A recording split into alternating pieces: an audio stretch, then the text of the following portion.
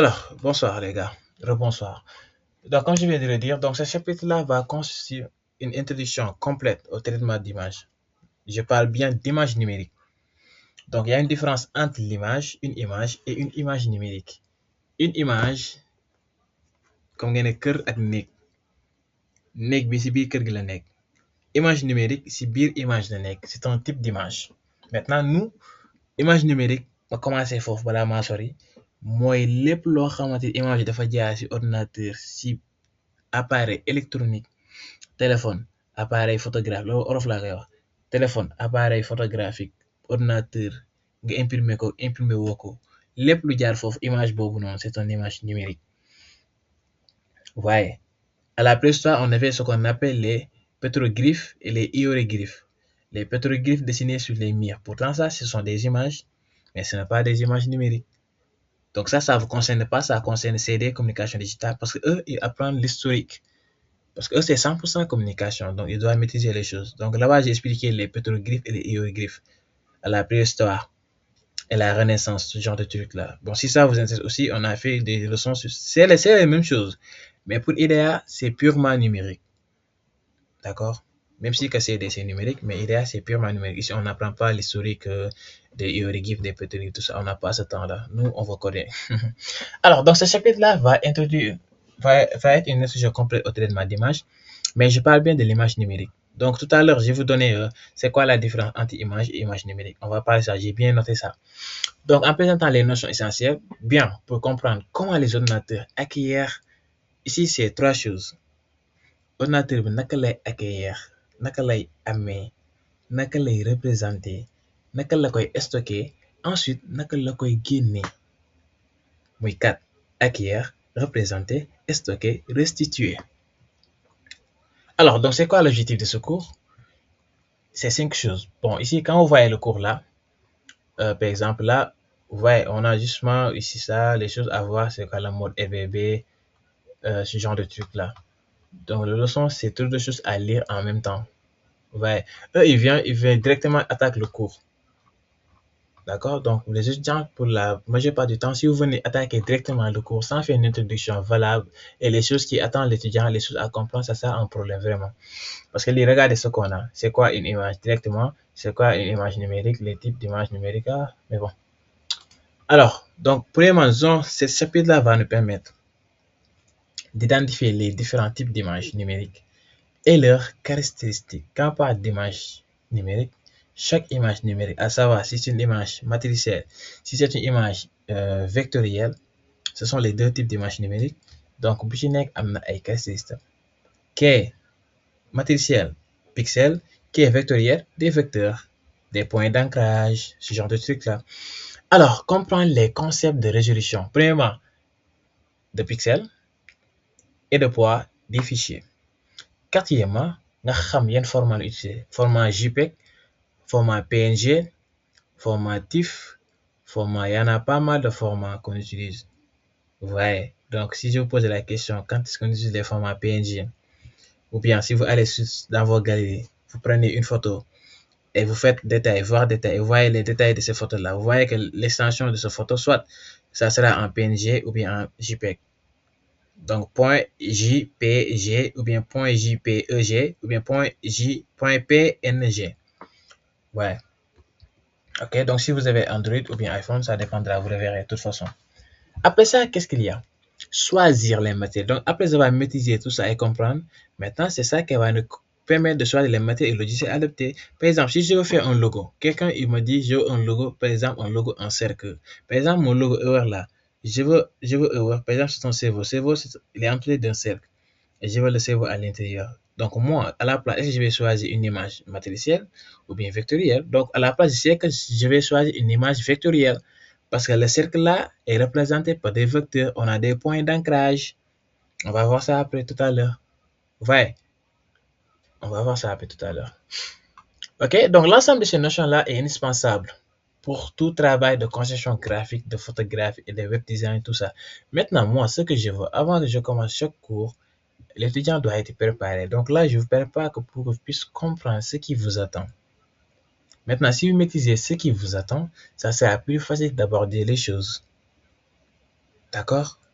Voilà. Donc, la moindre des choses à comprendre d'abord, c'est de savoir ce module-là va me permettre de comprendre telle chose et telle chose. Mais si j'apprends du jour au lendemain sans pouvoir comprendre ce qui m'attend avec ce module-là, ça sera du gâchis.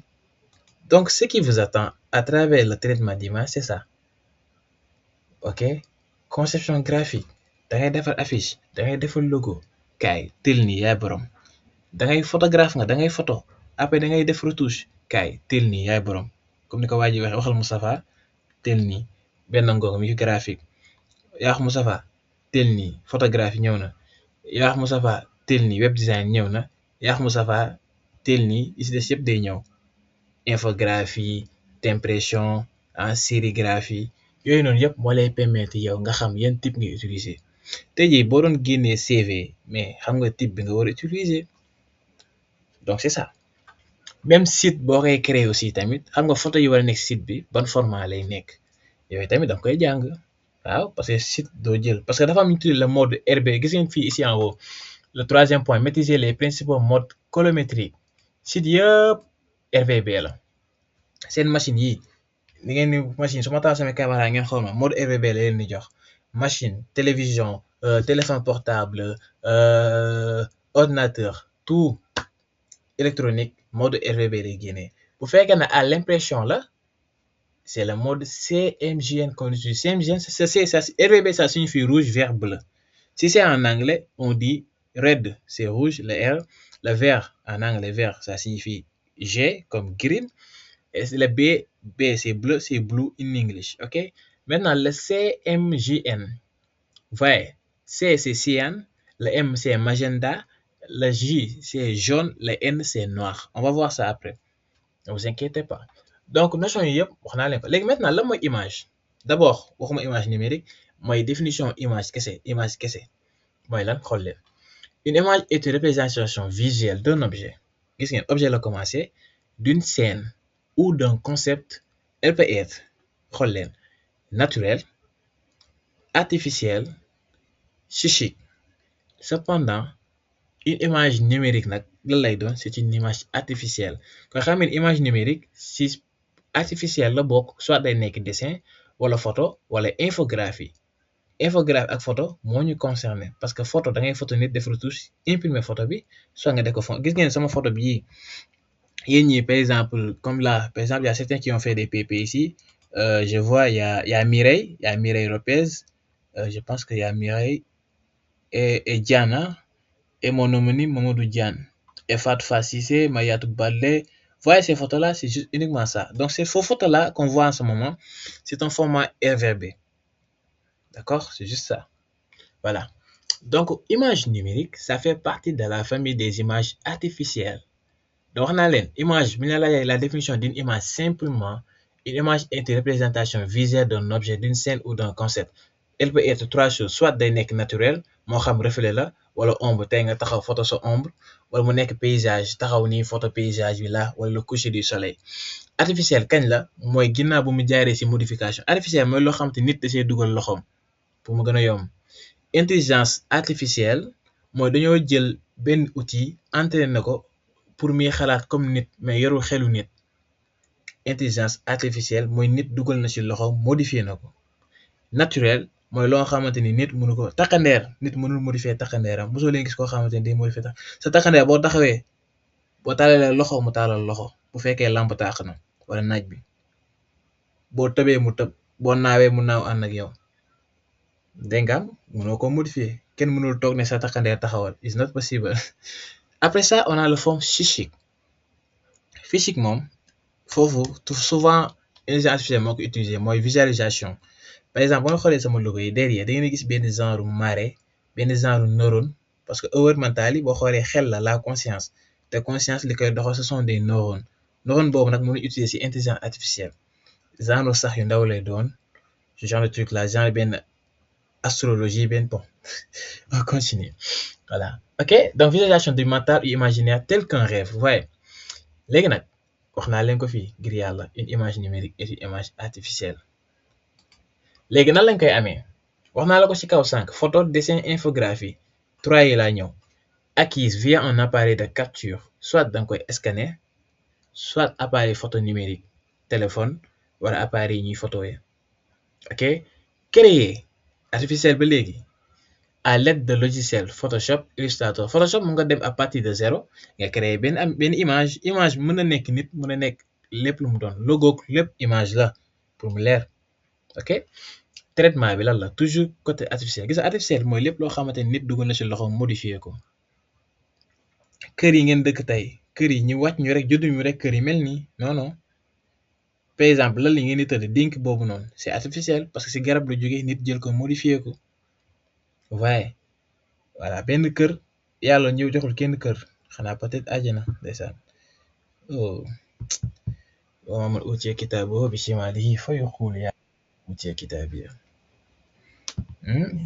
c'est ça laa bëgg maanaam yow Khadija li nga wax nii mooy lan yow français ngay làkk wala je comprends pas ça laa bëgg c'est quoi alors voyez maintenant elle est stockée en binaire gis ngeen binaire bii nii nag xanaa xamoo leen àdduna bi lépp chiffre la binaire bii nii scientifique yi yemul rek ci scientifique lépp chiffre la moo xam turu yàlla laak moo xam lu mu munti doon moo xam nit ñuy jàng mbirum asaraar lépp informatique lépp binaire la àdduna bi lépp ci zéro ci chiffre la 0 1 parfois da ngeen di dégg ndeysaan bu ñu waxee par exemple ñu ne la noo tudd ñu jël sa tur déchiffrer lettre ñaata chiffre ñaata la boo jëlee Mohamed ñu ne la Mohamed mooy 92 boo jëlee Allah ñu ne Allah mooy 66 mais 66 yooyu noonu nag nekkul tur bi mooy 66 mais dafa am ay arwaax boo dafa ma tafsir nag kon gaa ngi ñëw ndeysaan mais dafa am arwaax yoo xamante ni rawxaan yi mooy ñooy liggéeyu kooku mais lépp 0 ak 1 la maintenant li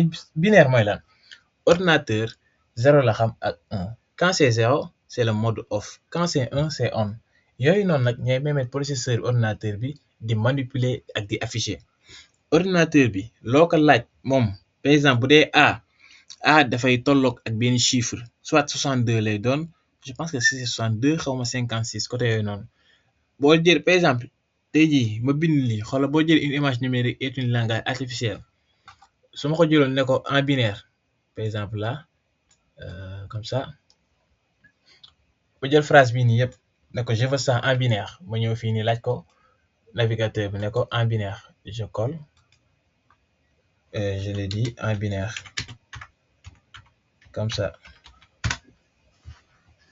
gis ngeen mu def recherche nekk 47 100 résultats les fii daf may indil binaire yi mën na koo calculer image binaire fonctionnement usage essentiel y a pas mal de choses gis ngeen binaire 0 1 la xam léegi moom day jël lettre bu ci nekk ñaata la en binaire par exemple su ma jëlee lettre A par exemple là A nag dafa am majuscule ak minuscule bu ci nekk bokkut ak ba moromam su ma defee A en binaire A minuscule daf may jox gis ngeen mi ngi nii A minuscule en binaire correspond à 97 la léegi xool leen A majuscule ba léegi du bokk ak A minuscule bi A binaire yow majuscule la laaj nga may joxaat minuscule dafa lay bëgg de ki xaar dafa tux yàpp majuscule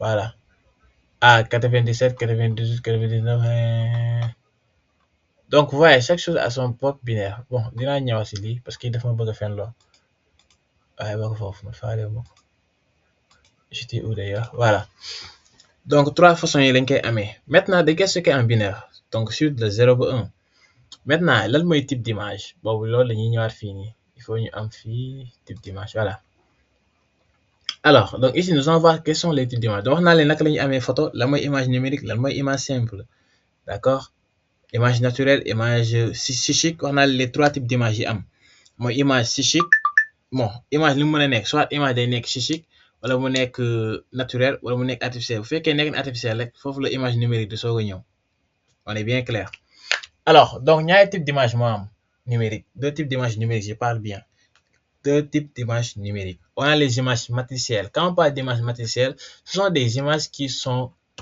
matrices ça fait allusion à tableau boo xamante ni dafa am ay points yooyu noonu nag c'est ça qu'on appelle les pixels.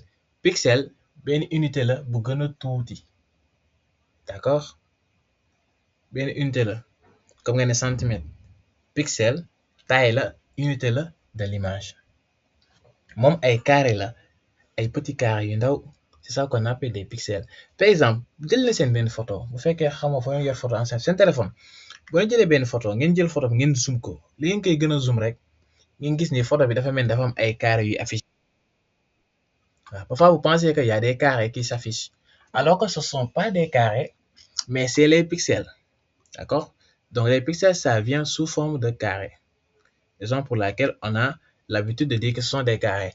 Tey jii kenn ku nekk ku seetu si kaw seetu seen télé seen devant télé sax ku seetu sa kanam seetu par exemple là seetu bi reflété la ko, mais kooku nekk seetu bi est-ce que yow la nekkul yow yaa nekk si biir seetu bi de, mais sa reflet la la jox. C'est la même chose boo photowee appareil bi day jël xool couleur bu ci nekk dafay représenté par benn pixel. Pixel yi ku ci nekk da ngay jël couleur, léegi bu ñu la photo nii tak bu fekkee dañ ko pixeliser, pixel yi côté bi dañuy jël couleur jaune, côté bi jël couleur mauve, côté bu ci nekk jël benn couleur bu niroog yow. Loolu mooy refléter image bi. Yow bu koy fekkee da nga ne man maa nekk nii, yow foo nekkee ci biir photo bi, léegi photo ñuy imprimer di nga xool ne kii man la, dëgg la yow la, mais c'est ton reflet représenté par des pixels ñu imprimer ko mu nekk yow, mais ce n'est pas toi. Bon, bu ma continuer foofu dañuy dugg ci philosophie, mais j'espère que vous comprenez. C'est quoi ça? Voilà, vous avez compris, j'espère. Alors, je vous montre un exemple. D'abord, je vous donne la définition. Donc, image matricielle, lii moo ko composé 4 la. Bu ci njëkk grille de pixels mooy li ma wax léegi, point carré disposé en ligne et colonne. Bu ci topp mooy la xam nga ni pixel bu ci nekk dafa am position, te position bu ci nekk dafa am valeur de couleur mooy li ma wax léegi, sa valeur de couleur. Pixel bu ci nekk dafa am couleur bi muy tolloo ci image bi, d'accord. Donc chaque pixel concerne sa position et sa valeur de couleur. Maintenant résolution mooy lan? Résolution bi mooy finesse bi image bi maanaam image bi bu fekkee dafa rëy, non pixel bi par exemple, pixel bi lu mu gën a rëy rek nga gën a gis ay détails, daa nañ ko woon tout à l'heure.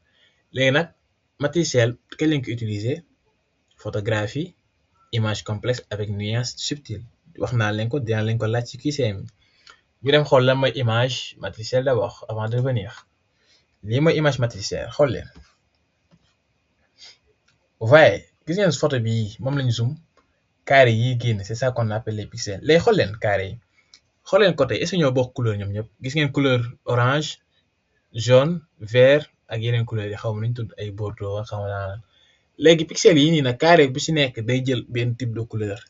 Les couleurs yi nii yëpp boo ko boolee mooy représenté lii. moo tax ku gis sa photo xamal ni photo bi du yow, mais jàpp ni ay pixel ñoo ñëw, pixel benn bu ci nekk à travers l'électronique ku ci nekk jël benn couleur ñu représenté ko mu reflété wu. Ok, c'est la première chose à savoir. moo tax nit dafa toog di war poser ay questions souvent. loolu bokk na sax ci jaamu yàlla toog ni lii pourquoi mu mën a nekk, pourquoi sama téléphone su ma taalee wifi bi affaire bi ñëw may message kii WhatsApp wala man may wax kii di ma dégg, mais pourquoi? Nit ki il faut ngay poser ay questions. Maintenant à travers ces questions là ngay trouver réponse. Ok, donc li mooy image pixelisée. Image matricielle c'est la même chose que image bitmap. Bitmap matricielle c'est la même chose, matricielle pixel. leer na du ma si ñëwaat. Voilà, mais nag bu ñu waxee nag image vecteur nag, vecteur moom xam ngeen lan mooy vecteur. Vecteur jàng ngeen mathématique, def ngeen terminal, bu fekkee L la ngeen am bac sax xam ngeen ni vecteur moom wax dëgg fa neex yàlla moom da ngeen di jàng 3e ba terminal xam ngeen lii vecteur wax dëgg neex yàlla. kon vecteur vectoriel xam ngeen ni foo leen ko dégg mënuñu am vecteur te amuñu ay point. Alors d'abord ñoo toj jeex ba pare terre à terre ñu ni ko teg ko ci suufu mu voilà. Léegi lan mooy image vectorielle? Fii jox ma leen définition, dama leen jox la ko composé parce que beneen module baa ngi fii. Donc les deux modules c'est complémentaire. Je vous rappelle que je vous ai envoyé des résumés détaillés, bien expliqués, tojal leen yax bi. Étudiant bu comprendre nag moo jàngul. Bari na ñuy def QCM yi duñu xool sax résumé yi, alors que les résumés mais lu mel ni dama naan leen xool leen résumé yi sax balaa ngeen di ñëw cours, parce que ki lire dafa am 3 ñi ñuy jàngee: lire, déglu ak bind. Ki lire ñëw déglu ñu expliquer ko mu dem bind, kooku dootul fàtte ilaa yawmi diin. mais ñun nag suñu problème mooy on xam ni ko tuddee procrastination da ngay war a def lii xam ne lii laa war a def mais pourquoi tu le fais pas examen yaa ngi ñëw dama war a jàng man leer na ma ne man nilaar laa fu mu toll nii xaw ma lii waaye léegi du tax may tëdd di nalaw ku mu leeroon ni suba da ngay dee billaahi doo nalaw di nga fexe jaamoo yàlla ak koo munti gëm moo xam Mohamed nga xam moo xam Jésus nga gëm koo munti gëm moo xam yonent yàlla Moussa juif moo xam naa mu juif moo xam koo munti gëm di nga dem jaamu ji yàlla parce que xam nga ni dee ngi ñëw waaye yow leer na ne da nga war a def examen yow mokkuloo leçon bi waaye lu tax ngay nalaw ce sont des choses à se poser nit ki lii la soxlaal dëgg man da dëgg fa neex yàlla dara lu nekk sama bopp bi moo war kaa jàng ni lii dama ko war a xam du ma tëdd si kaw laal te maîtriser wu ma man waaye donc c'est ça nit ki il faut ngay am détermination parce que life bi il faut la prendre tous les jours xamoo ba xam suba tu vas te réveiller donc ce que tu as à faire fais-le aujourd'hui c'est la moindre des choses avec moi c'est comme ça hein.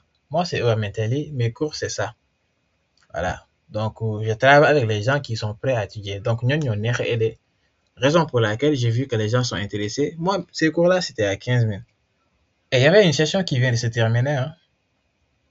Bon eux ils vont venir sax bon il y a des cours yoo xam te naa leen indi fi ñu def cours inchallah donc c'est un peu ça mais nit ki il faut nga xam li la tax a jóg ak pourquoi tu fais ça donc il faut être déterminé donc wax naa leen lan mooy image vectorielle vecteur foo ko dégg xamoon ni forme géométrique day ñëw kon ki bëgg logo man dama ñëw dafa ma logo boo xamante ni cercle la damay jaay parfum par exemple y a quelqu'un Khadija day jaay parfum Khadija Ndiat ma ñëw Khadija ne ma waaw man de logo laa bëgg bind ma ci Khadija parfumerie waaye léegi est-ce que dama dem jël image matérielle defal ko non parce que logo bi nee na cercle la soxla ko xam naa ne cercle bi la laa soxla ay vecteur laa soxla comme forme géométrique la kon boobu du ma jël ay pixels pourquoi parce que à chaque moment mën naa kaa redimensionner image boobu heure bu ma ko bëggee wàññi dama koy wàññi mais doo am perte qualité non gis ngeen utiliser pour logo typographie schéma technique infographie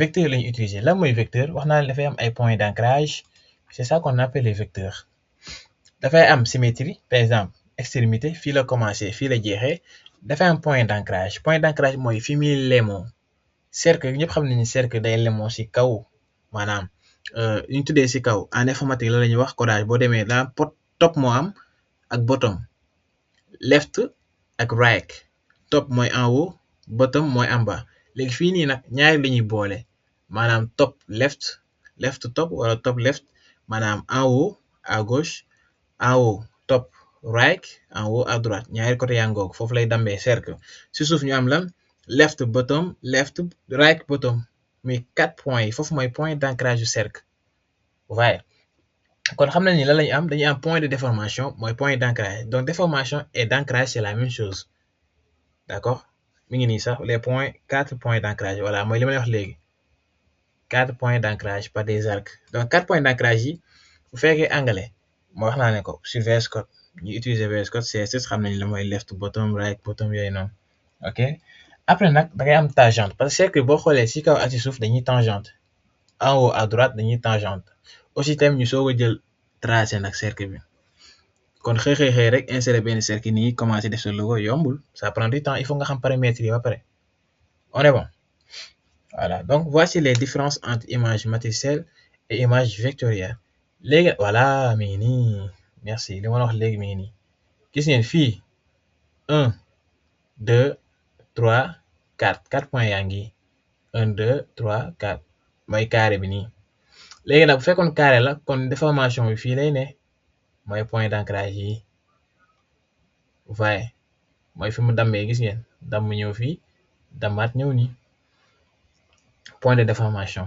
tangente bii ci kaw ak bii donc bii nag exemple logo kese la pour cercle kese mais bëri na ay figure lépp loo xamante ni figure la dañ koy représenter représentation wala topographie ñi def topographie yi ñuy utiliser même parfois ñiy def j'ai un ami qui fait c'est un architecte par exemple les architectes dañuy utiliser voilà j'avais un ami qui fait architecte un jour c'est ce module là que je l'expliquais même si que ñoom ñooñu ci gën a avancé mais aussi il y a des notions qu'ils ne maîtrisent pas du tout donc vous voyez l'informatique laay dafa yaatu trop donc gis ngeen différence baa ngoog léegi kaale ma wax leen la may différence benn bu ci nekk lan la ëppee moromam. Critère xam nga leçon bi deful lii donc maintenant grâce à ça vous aurez des bases solides ngeen comprendre les choses. Alors ici qu'est-ce qu'il faut comprendre principe critère laa leen wax ki ci nekk la mooy principe am lan la am lan la am ci biiram lan moo tax ñu ne matriciel la lan moo tax ñu ne vectoriel la avantage am pourquoi ñu koy utiliser pourquoi ñu koy utiliser inconvénients yi lan moo tax yan inconvénients ñoo ci nekk voilà léegi nag application courante lan ak lan lañ ciy utiliser pour lan ak pour lan léegi bu dee image matricielle bu fekkee principe wax naa leen matrice égale pixel mooy bitmap bu dee vecteur xam ngeen ni formule mathématique la ay point la ay ligne la ay vecteur la ay courbe la léegi avantage bi ci jëkk mooy lan image matricielle kooku reproduction réaliste la tey jii soo ñëwee nit ma photo la par exemple su ma jëlee xool fii benn tur ki ku ne fii par exemple su ma jëlee kii kan la su ma jëlee Mireille par exemple wala Mariatou Balde photo ko mais lan lay def reproduction réaliste la su ma ko xoolee su ma gisee Mireille dinaa ko xàmmee comme par exemple là ku jël photo bii Mireille def fond d'écran ko zoom xool ko nii 2 jours ba pas 2 jours mais xool ko nii ba xam ne xool nga ko suba boo génnee boo dajee Mireille di nga xam ne kii sa xel dina dem ne kii laa gisoon ci mit ba ainsi de suite peut-être aussi boo xoolee sama photo bi ngeen kii may rasul c'est juste ça d'accord vous avez reçu 1000 francs alors d'accord léegi bu fekkee vectoriel la kooku moom li tax ñi ko gën a utiliser mooy redimension illimitée te moom day oyof tool xam nga photo lu mu gën a leer tey jii yéen ñi photo ay événement par exemple surtout jigéen ñi voilà make-up bu tey photo bu tey esthétique tey xam nga def lu la saf ci waa xool kii dima laaj ay logo moom voilà donc y a pas mal de choses à prendre en compte donc foofu noonu heure boo ko bëggee wàññi image bi day oyof tool day léger voilà mais inconvénient yi lan la parce que nee naa image matricielle lu mu gën a leer day gën a diis te lu mu gën a diis rendu bi di gën a compliqué moo dama ne la mauvaise qualité lors d'un agrandissement image boo ko xasee ba zoom xool leen jël leen seen photo yi am pixel image lu mu leer boo leen ko zoomé da ngay gis am na côté boo xamante ni day fulu image lu mu leer boo leen ko zoomé bu mu ñëw ba ngeen xool ko boo leen xoolee da ngay soit yëre bi nga sol wala sa yaram bi wala sa kanam yi wala sa bët yi am na ko foo xamante ni day fulu par force wala image am na partie boo xamante ni day fulu moo tax mauvaise qualité lors d'un agrandissement donc fichier bi day diis aussi donc ñaar la aussi bu ñu dee image vectorielle foofu mauvais rendu la ñuy am parce que bu fekkee da ngaa soxla photo boo xam dafa am ay détails image vectorielle mënul jël paysage moom lan la xam ay vecteur la xam ay point la xam formule mathématique la xam comme mënuma soxla benn image boo xam dafa am ay formule mathématique ay cercle ay logo comme genre logo tu vois léegi man may ñëw di utiliser foofu matriciel mënul nekk ko foofu mauvais rendu lay doon application lan la matriciel wax naa leen photo la texture wala peinture numérique laa wax nag peinture numérique mooy impression bu dee nag fee la logo la icône wala ay diagramme illustration technique moom du jug ci mathématique d'accord voilà on est bon c'est bon pour tout le monde je peux avancer si c'est bon vous me dites oui j'avance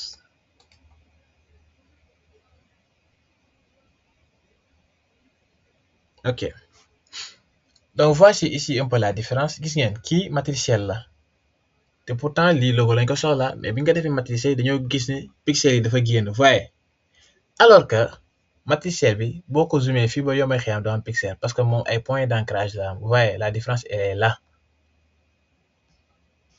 léegi nag reste gis ngeen extension yaa ngi ay point G gif yi dinañ si ñëw après pour l'instant bu leen ko xool seen yoon nekku si mais lii image matricielle la image vectorielle la voyez comparaison la quoi ok voilà donc lii nii bindal naa leen ko là tout à l'heure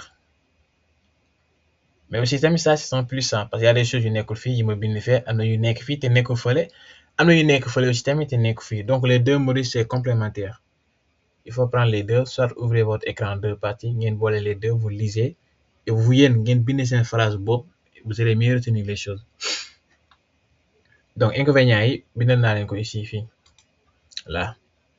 Donc dama ko regrouper, ok. Donc photo bi bopp ngay jël muy matriciel, bu dee logo wala schéma jël vectoriel. Maintenant nous allons parler de la résolution, ce qu'on appelle le DPI. Le DPI c'est le decipation ou bien le pixel per pouce, autant pour moi, c'est pas point mais pixel per pouce. Donc DPI c'est en anglais, c'est l'unité, ou bien en français on dit PPP, c'est le point per pouce. Le DPI c'est le dot per inch, d'accord. Donc c'est pixel per, donc un pouce ici est égal à 2,54 cm. Bon ici ça c'est plus côté technique. On va voir ça. Voilà. Définition de la résolution ici. Quand on parle de définition d'une image, il faut savoir que la définition d'une image est définie par le nombre de points qui la composent. Et ici, quand on parle de nombre de points, le nombre de points est égal au nombre de pixels. Pixel égale point. Nombre de points égale pixel. Nombre de pixels égale point. La définition d'une image est définie par le nombre de points qui la composent. Moi, ça correspond au nombre de pixels qui composent l'image en hauteur et en largeur. Moi, tax boo demee sur Photoshop da ngeen gis ni taille day def par exemple 23 fois 17 wala mu def 1000 bu fekkee si c'est YouTube day def 1080 fois 1600 1772 si je me trompe pas. entre image boo leen gis day am taille fii nii fois. Léegi nag bu fekkee da nga bëgg a calculer taille bi ëllëg lan lay doon, c'est ça qu'on prend. Parfois mu nekk ay millions, ça dépend ay 100 000 ay 200 000. Mais ça c'est autre chose, ça c'est pour les calculs, d'accord. Voilà, donc 23 pixels par 17 pixels. Lan mooy lan mooy si kaw ici on a 23 pixels, hauteur on a 17 pixels. Léegi nag bu ñu bëggee am taille nombre pixel total bi dañuy jël 17 fois 23 moo ñuy jox nombre total pixel yi nekk si image bi yëpp, d'accord. Léegi nag bu fekkee par centimètre la wax nañ fii nii da lañ utiliser voilà les pixels fii nii. Léegi regardez ici ce qu'on utilise là, pouce, pixel par pouce. Je vous rappelle que les pouces c'est l'unité. Télé yi ngeen yor seen kër wala seen écran table seen écran machine yi boo leen jël machine yi lay wax machine UVS yi, vos machines UVS là l'écran c'est combien de pouces? Ma xool si quelqu'un va trouver ou pas. Allez, dites-moi dans les commentaires. Est-ce que vous le savez? Ok, 15 plus quelque chose, essayez de trouver la réponse. Alors ici, qu'est-ce qu'on dit? On a récemment dit que le pixel là, c'est quoi? On prend 2,54. On a bien pouce est égal à 2,54. Léegi fii nii si kaw bu ñu bëggee xam ñaata pouce la am, comme 2,54 boobu la ñuy jël multiplier ko par quoi? Xool leen. Ici on a 13 cm. Comment on a fait le calcul ici? Bon, c'est la même chose qu'on va faire. Vous voyez, 23 sur 13 pixels. Donc ça, c'est ce qu'on appelle pixels par pouce. C'est la même chose à comprendre ici. Ça va vous donner la même chose. Ok? Voilà. Ok, je continue.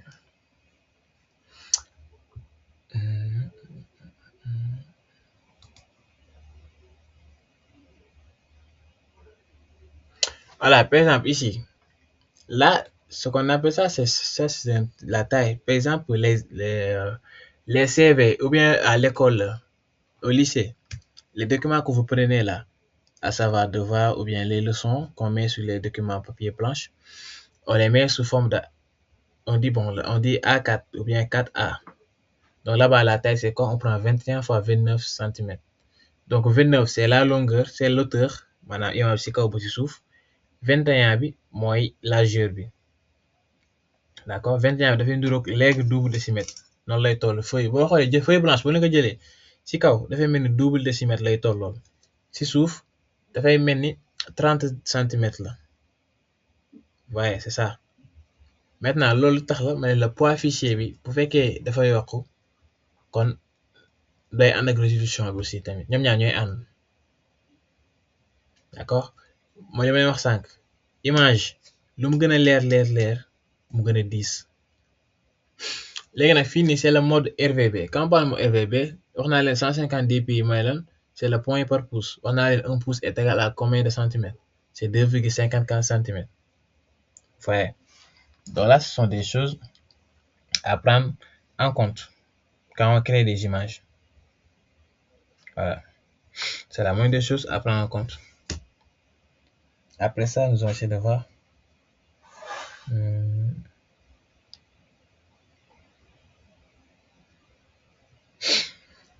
Voilà. Ok. Maintenant, quand on parle de représentation, bon, ça c'est juste les couleurs, hein, parce qu'on parle de mode RVB. Le mode RVB, c'est 3 couleurs. Maintenant, le mode CMJ, le mode CMJN, là-bas, on a 4 couleurs. Et les couleurs là, chaque couleur a une représentation bien définie. Qu'est-ce ngeen fini li ma la wax léegi nii image yi ñoo bokk taille mais résolution yi ñoo bokkul. Pourquoi résolution yi bokkul? Parce que xool leen bii 240 dpi la mooy résolution yi moo gën a leer amul pixel waaye gis ngeen bii nii moins pixelisé 60 dpi résolution bi xool leen bii 15 dpi waaye donc lii lañ tuddee pouce point par pouce maanaam pixel par pouce wala pouce par pixel. Donc un point est égal à un pixel. Point et pixel, c'est la même chose. Trois images de même taille avec des résolutions différentes. Maintenant, lii nii la mooy seen problème image bi dafa élevé bii gis ngeen 2,54 benn la ñuy multiplier par 2,54 mu jox ñu 240 dpi. Comme fii mu ne la le nombre de pixels est proportionnel au carré de la résolution. Léegi nag bu fekkee résolution bi dañ ko multiplier par 2 kon nombre de pixels aussi tamit dañ koy multiplier par 4 parce que ñoom ñaar dañoo proportionnel. Mais proportionnel à quoi? Au carré de la résolution. Voilà. Donc ici, bon, il y a pas mal de gens qui prennent en compte ça. Ça, c'est juste important de le comprendre. Comprendre comment ça marche. C'est l'essentiel. D'accord? Voilà. Maintenant, ici, quand on parle du nombre d'images, par exemple, pour calculer ce que je vous disais tout à l'heure, le nombre d'images, comment on le calcule? On parle de la résolution. La résolution est toujours donnée. Et on le divise par 2,54, qui est égal à 2,54 cm. ñoom ñaar yi formule bi du changer. Lan mooy changer? Largeur, la hauteur. Vous voyez? Largeur, hauteur. Donc c'est ça, c'est la formule pour le calcul du nombre de pixels d'une image. Pour calculer le nombre de pixels image, da ngay jël résolution bi diviser ko par 2,54 nga multiplier ko par largeur bi. Nga teg nii nga jël résolution sur 2,54 multiplier ko par hauteur bi nga teg nii nga jël hauteur bi ak largeur nga multiplier ko par 2 moo tax ngeen di gis par exemple 23 fois 17 wala 1080 fois 1672 wala ce genre de truc là dañuy calculer ba pare après ñu jël largeur bi hauteur multiplier ko mu jox la nombre de pixels total d'une image. D'accord? Alors maintenant nous allons voir la représentation des couleurs. Donc couleurs yi 4 représentations la am. Bon bitmap moom wax naa leen ko niveau de gris tout ça. Maintenant notre bitmap c'est noir et blanc. Voilà, donc bitmap ça fait partie à la famille des images matricielles. OK? Donc gis ngeen image matricielle. Chaque pixel de l'image peut contenir une valeur égale à 0. Donc on a leen 0 ici c'est la forme binaire. Donc 0 ou 1. D'accord? Noir. Maintenant ne confondez pas ce mode d'image. Mais ñu bari nag dañ koy faal bii nii bokkut ak noir et blanc. Lii bitmap la lii mooy noir et blanc ça. Mode niveau de gris, c'est ça qu'on appelle le mode noir et blanc. D'accord? Lii nag bu fekkoon li ñu tudd noir et blanc c'est le mode niveau de gris. Ça c'est le mode bitmap bokkut ak ba léegi. Pourquoi? Parce que bii dafa am ay pixels xool leen point yi. Vous voyez les pixels sont là visibles à l'œil nu, pas à l'œil nu mais visible là maa ngi gis daal. Ah c'est à l'œil nu. Bon je m'en fous. Gis ngeen xool leen su ma defee zoom bi ak dellu bi gis ngeen bitmap ni muy feeñee. Vous voyez les carrés? Gis ngeen saa dama ko téye su ma bàyyi day dem. Voilà vous voyez carré yaa ngi les bitmaps sont là su ma demee zoom day déformé bu ñëwaat. Gis ngeen carré yaa ngi ñuy gis là boo demee mu gën a leer. Donc ça c'est le mode bitmap léegi xool leen fii nii ça c'est le mode niveau de gris boo ko zoomé doo gis les kii am na ko mais boo gisee boo zoomé doo ko gis waaye donc ça c'est le mode noir et blanc. D'accord? Léegi moom bu si nekk il faut nga xam nag pour lan la fii nii wax naa la ko mode bitmap mooy lan valeur égale mais nag bii boo la ko jaawale ak image boo xam ne noir et blanc mooy mode niveau de gris mais nag cas bii nii mode bitmap mi pixel bi dafay jël beneen valeur que noir et blanc xool leen fii noir et blanc la war am mais pixel bi xool leen fii couleur bi kan moo mën a wax lii couleur bi nu mu tudd fii mënoo wax ni noir la mënoo wax ni blanc la voyez. Maintenant pixel bi gis nga ne peut prendre que autre valeur que noir et blanc. Regardez mënoo wax ni noir wala blanc mais mënoo fay gis beneen couleur bu dul noir wala blanc, c'est ça le problème. Gis ngeen boo zoom boo doon seet benn couleur picc yi am na ay couleur ah picc yi rafet la après on va voir ça mais fii boo xoolee doo gis leen lu dul noir blanc. ma zoom côté bi xooleel loo zoom noir et blanc, un peu ça. Maintenant mode niveau de gris moom jaxase la mélanger gars yi fii nii nombre de couleurs à niveau de gris moom dafa am ay code boppam. Pourquoi? Parce que QCM je vous ai demandé le nombre de couleurs niveau de gris disponible foofu c'est 256 par pixel mooy mode 8 bits laaj naa leen ko si QCM dama ko expliquer vous lisez ça vous comprenez sinon c'est facile, c'est trop facile. mi ngi nii gis ngeen schéma de différentes solutions en fonction du nombre de bits par pixel, bit par pixel, bit par pixel. Voilà. Maintenant le problème est que vous lisez même pas les xool leen ça le mode RVB. Mode RVB bi moom c'est le mode universel. Représentation image yi ngeen gis yëpp mais nag li ma wax sànq dès le début destiné à la visualisation sur l'écran. Image yëpp yi ngeen di gis day affiché ci écran téléphone, écran machine, télé bi ngeen di seetaan wala tablette lu mu munti doon maanaam électronique lii lañu utiliser RVB lépp RVB la. D'accord? Tout est RVB. Voilà. Donc, toutes les représentations d'image, c'est un mode universel qui satisfait pratiquement à toutes les représentations d'images, couleurs destinées à la visualisation sur l'écran, à Internet. Quand on dit à l'Internet, site web day ñëw, site yi day ñëw de, site yi moom lañu utiliser moo tax ñu koy jàng ñun. Donc, sur l'écran, peu importe l'écran électronique day ñëw. Vidéo waxi nopp boo xas na bari écran moom xam nga ni vidéo doo ko seetaan feneen surtout si écran.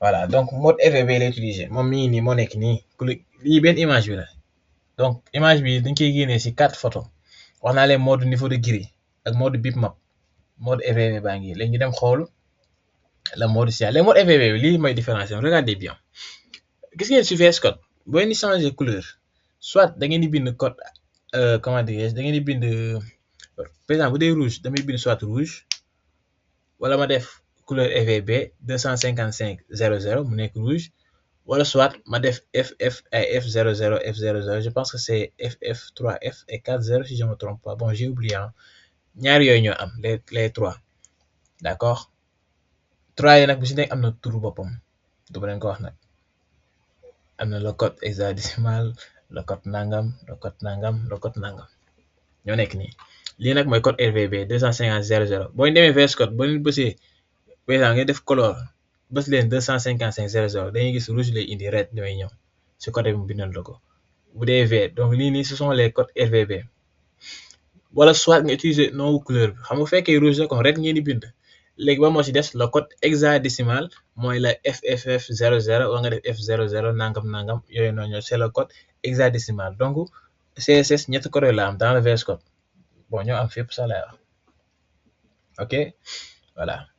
wala soit ñoo xam ne dañoo bëgg lu yomb dañuy bind white après ñu jël palette couleur bi di choisir couleur bi ñu soxla mais boo à chaque fois bu choisir couleur dañuy gis soit da lay jox code RVB bi wala mu jox la code hexadécimal bi ñaar yooyu moom day ñëw fausse voilà gis ngeen mode cyan baa nekk nii xool leen différence bi ñoom ñaar est-ce que am na différence xool leen bii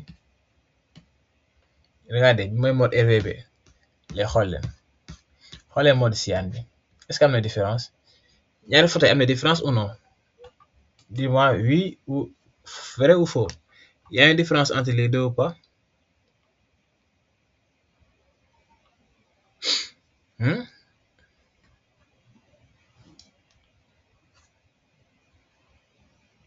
vous dormez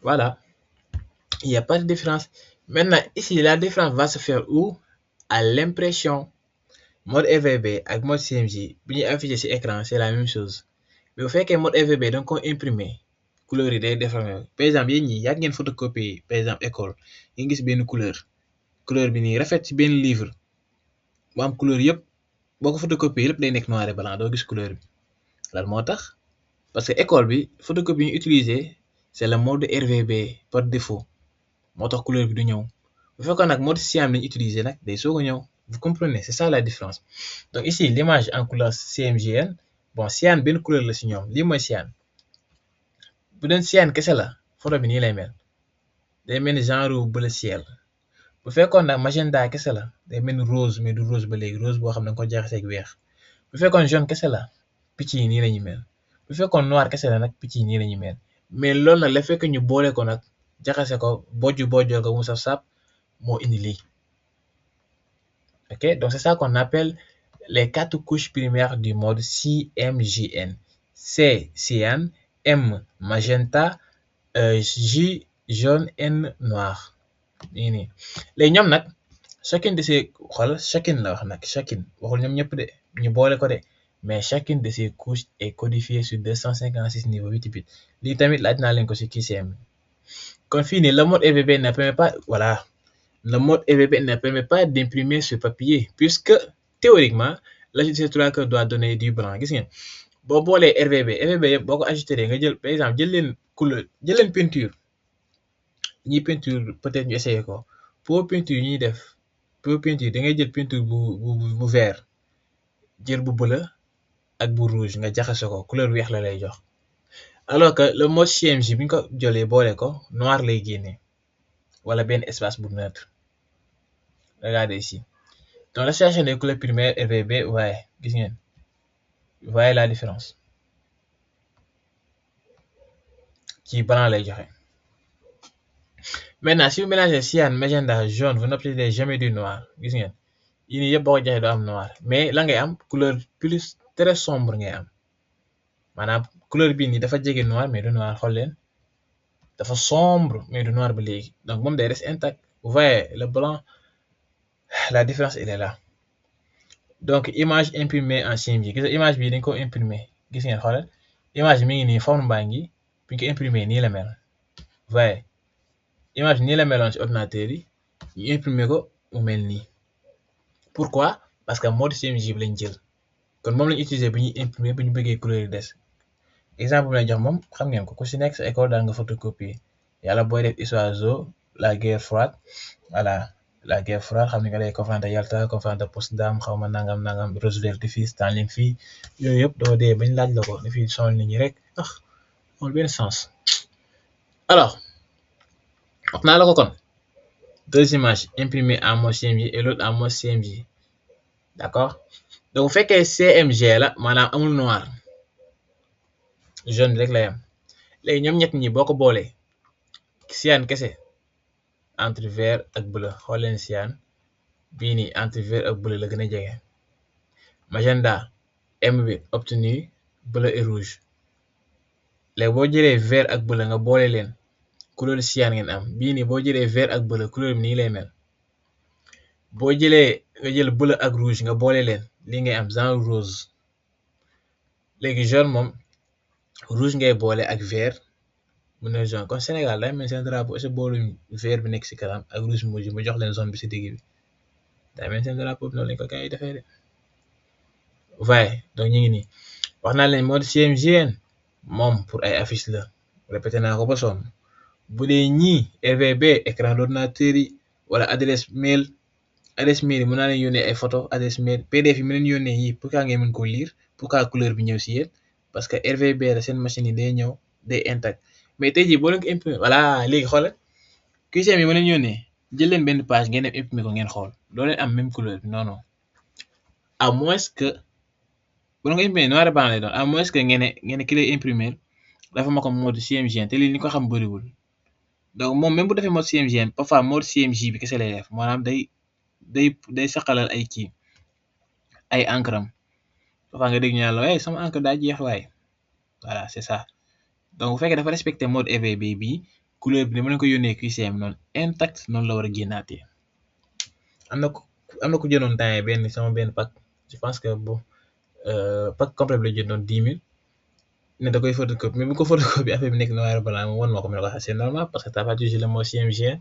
mu ne ma luy loolu ma ne ko ubbil leçon traitement d'image chapitre 1 fondement d'image numérique moo xam naa mosul lire cours bi sax gis ngeen léegi nag wax naa leen ko léegi am na yeneen couleur nag ay la mode Bichrom yi mode des couleurs indexées lii nii yëpp nit ku ci nekk da nga war a xam couleur surtout nga nekk développeur xamoo ku ci nekk site bu mu lay laaj site bu mu soxla mais nag il faut nga mën a nekk développeur mën a développer xam site bi nii lii la soxla ak lii la soxla léegi en fond de champ il faut nga xam couleur yi bëri na de même police yi tamit type de police yi bëri na boo leen xoolee sama résumé yi type de police yi ma utilisé bëri na trop par exemple gis ngeen bii am na turam bii nii bokkut ak yi nekk ci yi ma leen yónnee yéen bii nii par exemple boo yéegee bi si kaw xaama xool bii par exemple non bii y en a d'autres am na yeneen voilà xaama leen bii par exemple là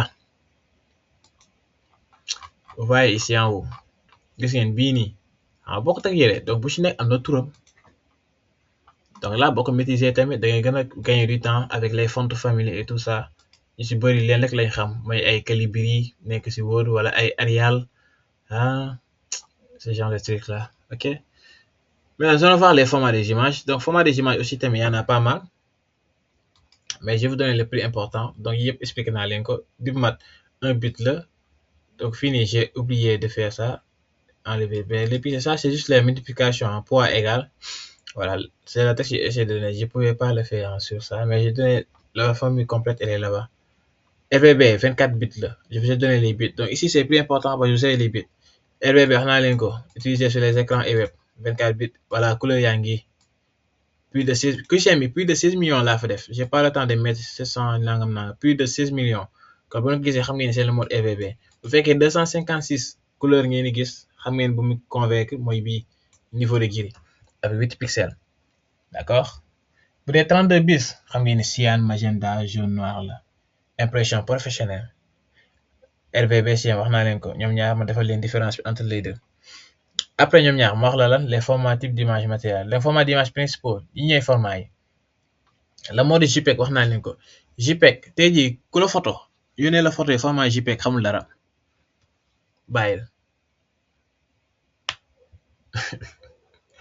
kooku xamul dara JPEG ku la photo yónnee la format JPEG bàyyil koo xamul dara parce que format JPEG boo ko yónnee photo bi day pet parfois ngeen jël benn vidéo yónnee ko sa bopp wala nga essayé ko da ngay gis ne vidéo bi dafa mel dafa xaw a fulu wala photo bi dafa mel lu fulu voilà aka neexoon nag may wax ngeen naa ma waaw ngeen naa ma déedéet ngeen naa ma nangam waaye là yàlla baax na amul commentaire amul dara alors JPEG boo ko defee moom c'est avec perte mais couleur yi wax naa la ko 16 millions la GIF yi nii man moom dama ko utiliser lu bari voilà man kenn dama sonal WhatsApp moom ay GIF laa lay yónnee donc GIF moom lan la animation simple la dañuy jël benn vidéo ñu dagg ko mu nekk benn animation am moo tax couleur am 256 dafa limité man loo xoolee couleur yu bari GIF yu bari dafay mel ni kii dafay mel ni lu fulu te yu bari du bari couleur benn couleur rek lay jël wala soit yére bu yaa ji sol li ko wër yëpp day nekk lu genre fulu voilà mais moom amul perte nag moom heure bu la neex heure boo ko yónnee tëmbal ko heure boo ko tëmbalee nu mu mel rek lay mel bu dee PNG nag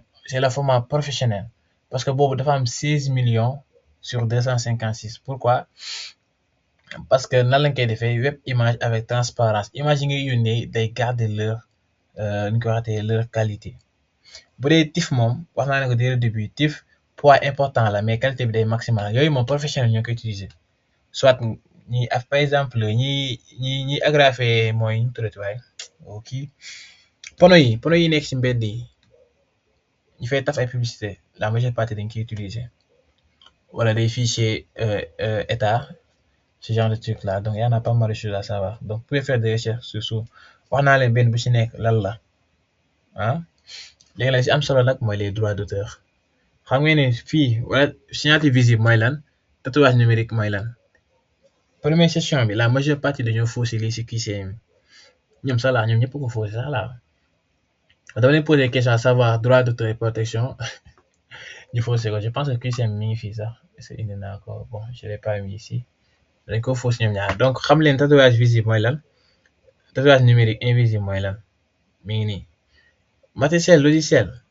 matériel et logiciel bi ci nekk lan la acquisition na la ñu amee image wax naa leen ko bu dee résolution optique la DPI day ñëw impression DPI adapté logiciel fan lañ koy toggee affaire bu mu ñor. Photoshop, Illustrator, bon yi tamit yeneen affaire la, d'accord, yi moom beneen affaire, ay Gimp, Inkscape, logiciel de retouche et de vectorisation, c'est autre chose. Les points clés yi mooy lan, leçon bi lii la jàngal, nga choisir bitmap pour photo wala image complexe. Bitmap mooy matriciel la, wax naa ko ba sonn. Vectoriel nag mooy logo wala schéma. Léegi nag mode colorimétrie bi nga adapté ko léegi soit li nga soxla, bu fekkee da ngay man tey jii par exemple su ma defee affiche xam ne affiche bi dama koy partage ci WhatsApp, mais xam naa affiche pour écran la, imprimé wu ma ko. Mais su ma leen ni par exemple man association bi ma yor TMC affiche bi ma defaroon ñaar la, benn dama ko imprimé, benn bi c'était pour WhatsApp, mais bi may imprimé mode CMJ laa ko génnee. waaye parce que boo ko génnee écran bi bon mi ngi fii si ginnaaw ma taf fii, mais là activer caméra ne fii di jóg di leen wan di yóbbu ordinateur mel ni ko feebar c'est un peu compliqué. Après nga xam résolution bi nga soxla, nga xam bon nombre total bi nag pixel bi c'est pas important, mais c'est juste que pour nga xam poids de fichier bi ñaata lay doon. Mais Photoshop da la koy bindal la, Photoshop moom da lay bindal poids de fichier bi, di nga xam fichier bi ñan la toll quoi. Après nag boo koy extraire nga xam format bi nga koy enregistrer, parce que format boobu mooy garantie qualité bi ak comptabilité. Bu fekkee photo bi da nga koy yónnee borom si WhatsApp, xamal ni mënoo ko enregistrer format JPEG parce que day perdre qualité am, kon format PNG nga koy def. Après nag nga xool photo, bu fekkee am na photo par exemple tey jii man fichier bii ngeen yor nii, gis ngeen droit d'auteur bi environnemental yi laa ko xamee ni photo bi par exemple PDF yi amatoo leen droit utiliser ko, moo xam bon leen ngeen si mën a def may jàng, mais tey jii par exemple la j'ai pas amoon droit partager ko, amoon droit def si yéen léegi yéen, parce que dafa am signature, li lañ tuddee signature nag, dafa am signature yoo xamante ni nag avant la diffusion wala modification d'une image, maanaam tey jii nit mën na ñuy photo ñëpp boo ne ko événement bu amee wala ma Sénégal ku photo rek day bind si suuf turam, Mezzo design xaw ma nangam parata, c'est la même chose, d'accord. Donc moi aussi à chaque fois que je prépare un résumé, je mets ma signature. Donc celui qui a préparé ça, par exemple là, il a mis sa signature, ouais, initialisation un traitement d'image. Donc si on monte en haut, il a bien précisé c'est qui, c'est lui, il met ces choses, il est professeur, il est nangam, parata. Par exemple là, Monsieur Mordokan, enseignant-chercheur en informatique universitaire, parata, il a mis son adresse mail. Ouais. De même que ici, quand on voit erreur là, il a mis sa signature aussi. Donc c'est ce genre de truc là qu'il faut y faire et tout. Donc ici, ouais, erreur Menteli, Modo Rasoul, vous avez les deux numéros. Et ensuite, ok. C'est juste ça. Voilà. C'est bon? Avez-vous des questions? Je pense que le premier chapitre, ça s'arrête là. Bon, le deuxième, ça fera partie justement des Photoshop. C'est quoi Photoshop? Donc, on fera un tour, je vais expliquer les versions de Photoshop, tout ça. Donc ça va vous permettre de mieux formaliser avec Photoshop. Comment faire les choses, tout ça, vous l'avez déjà. Voilà. Alors, des questions, s'il y a des questions, vous me dites. S'il n'y a pas de questions, vous me dites aussi. Je vous écoute. Donc, le premier chapitre, c'est OK, game over.